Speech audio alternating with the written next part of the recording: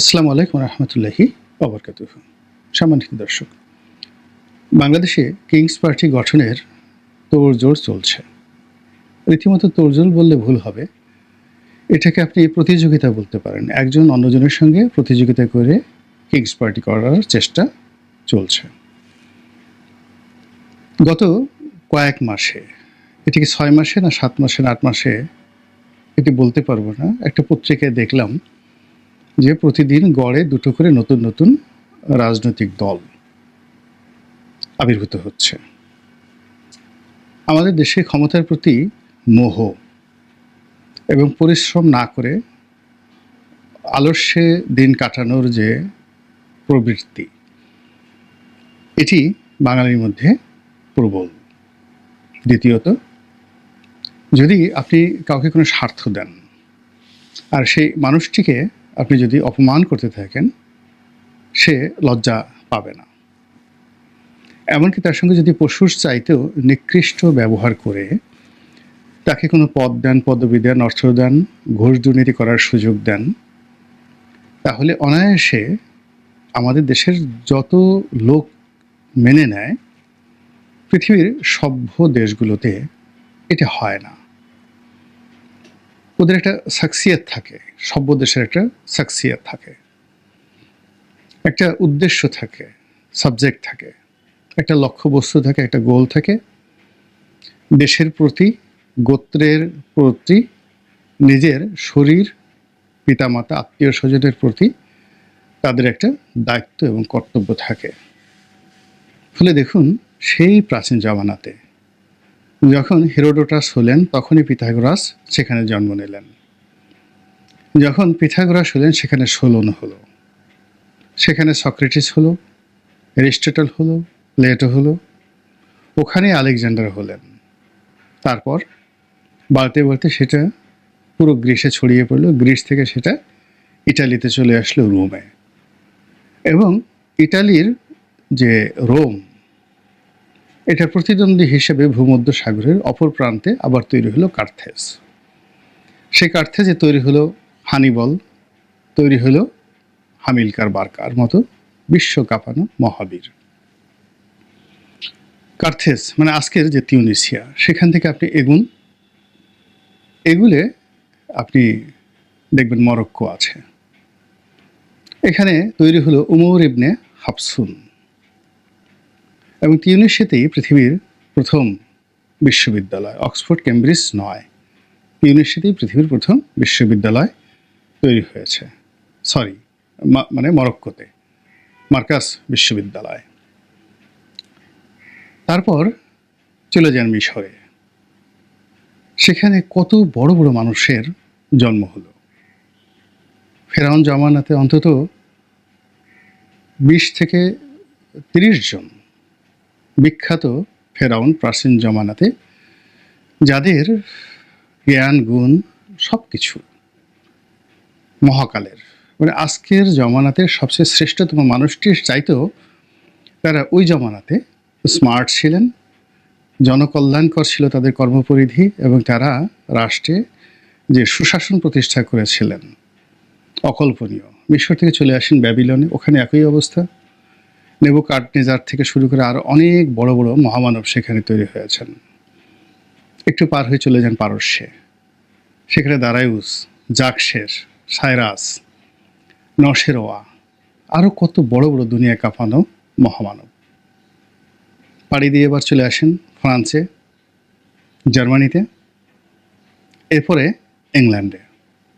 সব জায়গাতে আপনি শত শত বিশ্ব মানব পাবেন, সব যুগে।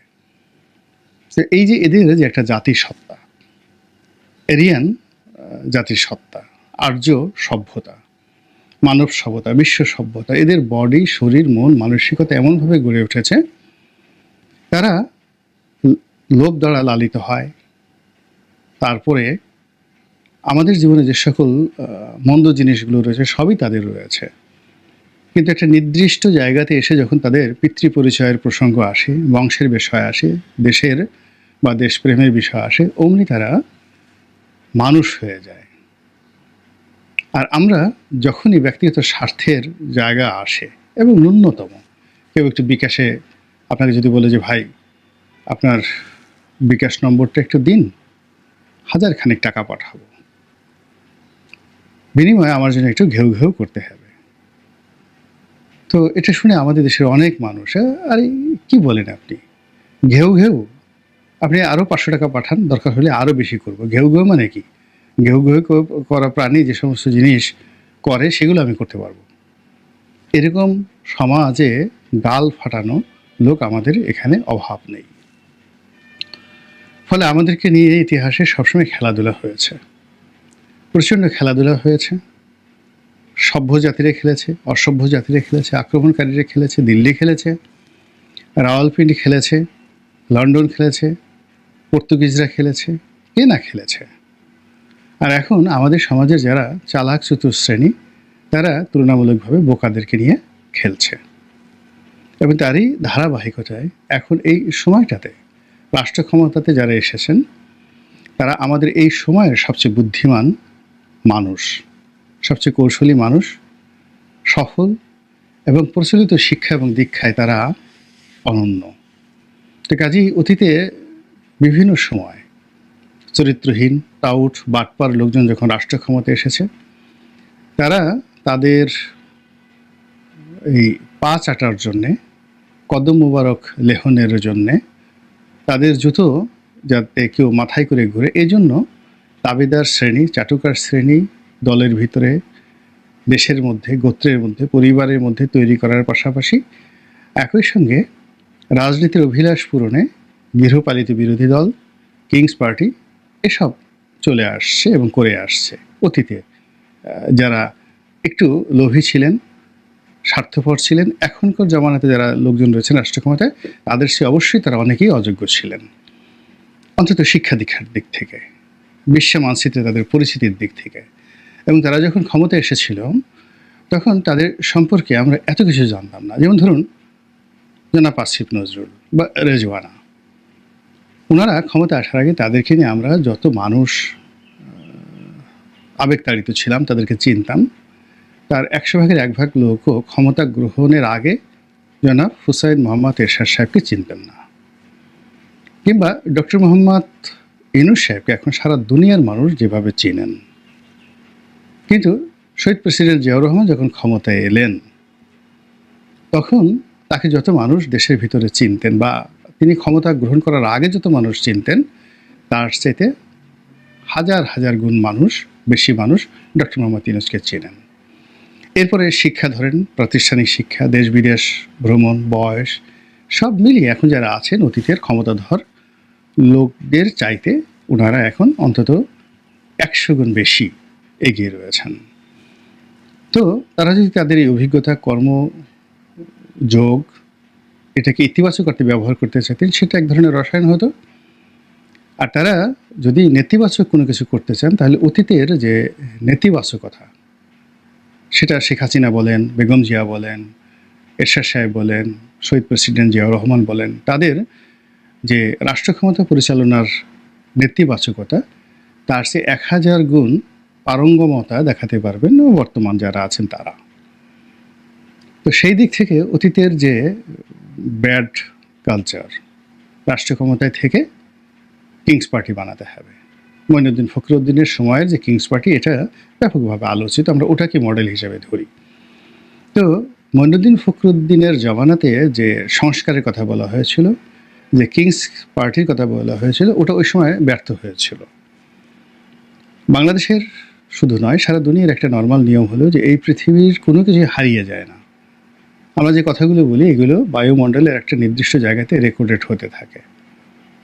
আমাদের শরীরের মধ্যে যারা বিশ্বাস করেন তাদের কথা আলাদা, আর যারা বিজ্ঞান পড়েন তারাও জানেন যে আমাদের শরীরের মধ্যে প্রতিটি কোষে, প্রতিটি অণুজীবে, প্রতিটি ডিএনএর যে গঠন প্রণালী রয়েছে সেখানে আমাদের এই জীবনের যা কিছু দেখেছি, যা কিছু করেছি সব কিছু মানব শরীরে সংরক্ষণ করা থাকে।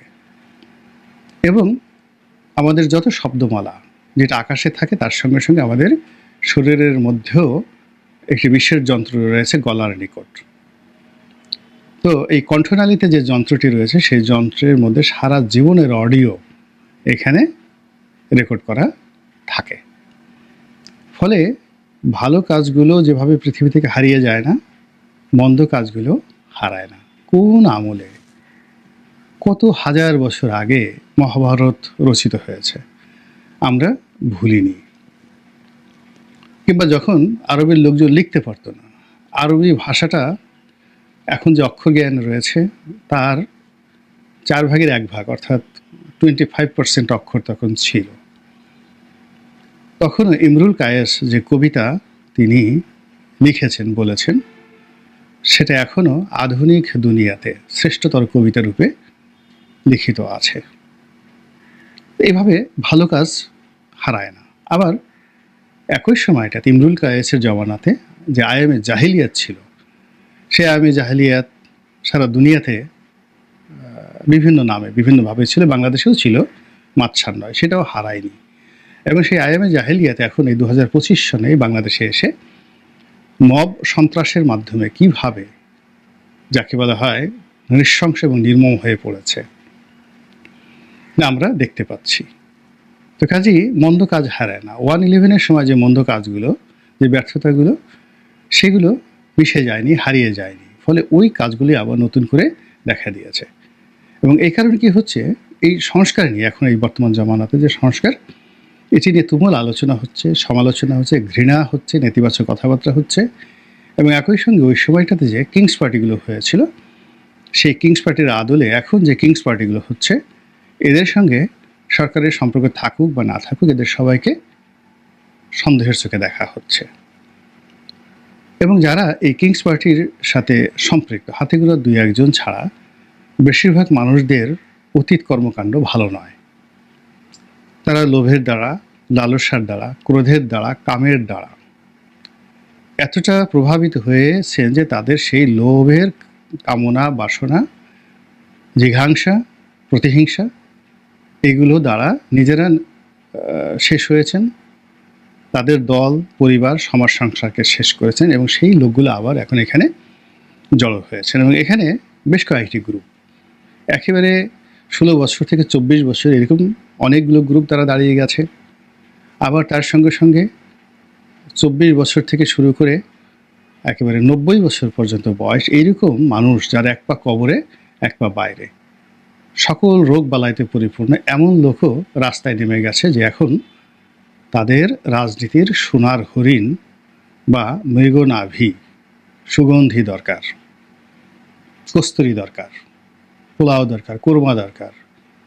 এবং এজন্য লজ্জা, শরম সব কিছু ত্যাগ করে তারা এখন যেভাবে কিংস পার্টির ব্যানারে আবির্ভূত হচ্ছেন, এর মধ্যে সাবেক সেনা কর্মকর্তারা আছেন, সিভিল সার্ভিসের লোক আছেন, রাজনীতিবিদরা আছেন, নায়ক আছেন, নায়িকা আছেন, গায়ক আছেন, গায়িকা আছেন, রাস্তার টোকাইও আছেন, পাগলও আছেন, যারা মোটামুটি মানে এমন পাগল, কাপড় চোপড় ত্যাগ করার আগে একটা মানুষের যে স্টেজ থাকে, অর্ধোন্মাদ, এরকম প্রকৃতির লোকও এই সময়টিতে মন্ত্রী এবং এমপি হওয়ার স্বপ্নে বিভোর হয়ে কিংস পার্টি গঠন করে যে যারা করেছে তাদের সঙ্গে যুক্ত হয়ে পড়েছেন।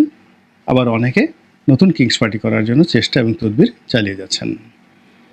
ফলে সারা বাংলাদেশে রাজনীতির নামে একটা রীতিমতো সার্কাস তৈরি হয়েছে। এটা যেন তেন সার্কাস নয়। কিছু সার্কাস দেখলে আমরা আনন্দ উদ্বেলিত হই, কিছু সার্কাস দেখলে আমরা খুব আশ্চর্য হয়ে যাই যে এটা কী করে সম্ভব। কিছু সার্কাস দেখলে আমরা গড়াগড়ি খাই।